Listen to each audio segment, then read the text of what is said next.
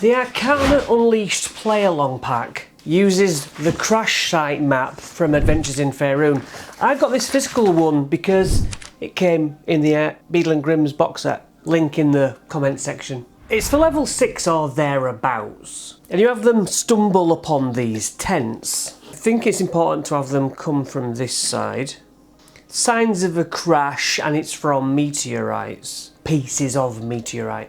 Now the tents are ruined, and it becomes apparent that there's like half buried dead bodies all over this place. A medicine check would prove that they were killed by some arcane means, such as reverse gravity spell, and they were dropped from a great height. They might detect that that's transmutation magic, because we've got a transmuter archmage kneeling down in this crater next to a little piece of meteorite fragment. Now he is concentrating on a slow spell for these enemies that are burrowing up from underground, but the party don't know that yet.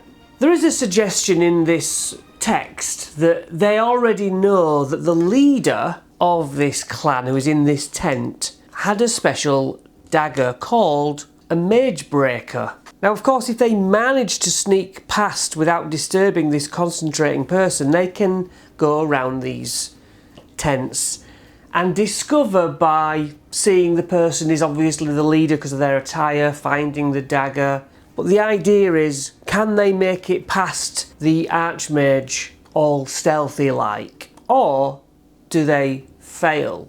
He breaks out of his concentrating on a slow spell and he arcane blasts at them, and then 1d10 of these Phaerimm Hatchlings burst out of the ground, whereupon your Archmage here goes all gaseous form, tries to escape while these things set about him.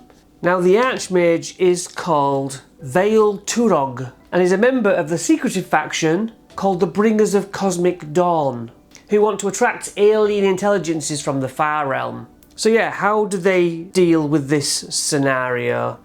Do they follow a plot thread to now involve this faction? Can the dagger be proven important in some way? That's something they need. And the hatchlings fly too. They have telepathy. Weirdly, they can cast Detect Thoughts and Mage Hand.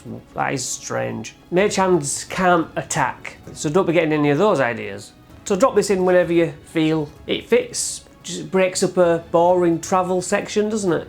They'll either follow the plot threads or they won't. And I'll see you next session.